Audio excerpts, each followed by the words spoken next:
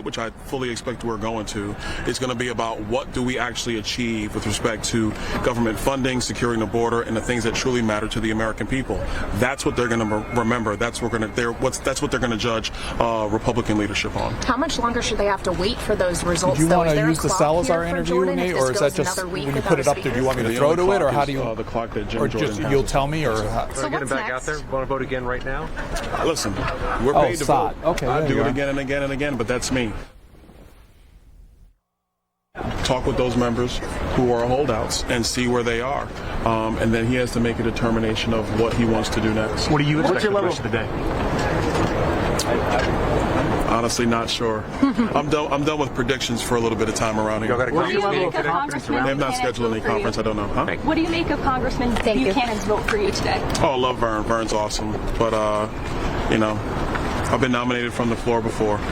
Okay. A lot of these members have complained about pressure tactics, not directed from Jordan, but from conservative media or people around that. What's your response to that? Do you think that those have gone too far? Yeah, I have. I think it's not been helpful. I don't think it's been helpful to Jim.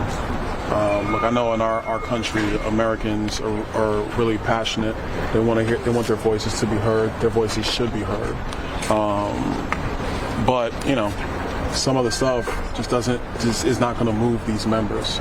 As a matter of fact, it only makes them harder to convince. And so, my message to people, who are in the outside groups who love this country, they're conservative groups, they're patriots, is at this point, I think everybody just needs to stop.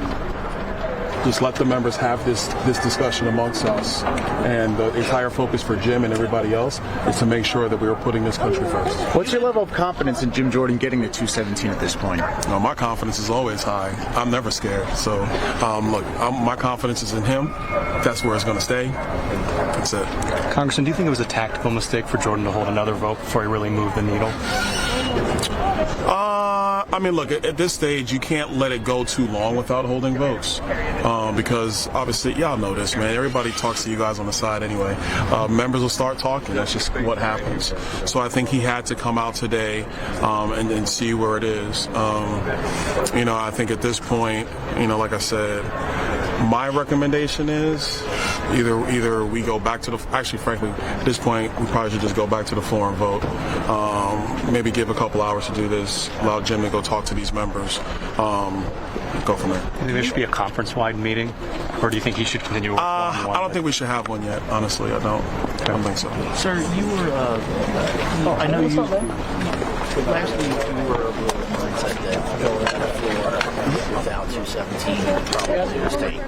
You always said you defer to Mr. Jordan. Now that you've seen what's transpired, not trying to get you to say anything bad about Jordan, but in general, was it probably a mistake for the institution, for your conference? Well, look, the one thing that concerned me from the beginning, after Kevin McCarthy was vacated, was knowing that there are some real fractures in our conference. I still stand behind that. You got to make sure you have 217 before you leave the room. I would have made a different decision, but again, it's up to Jim, and he made his decision. That's it.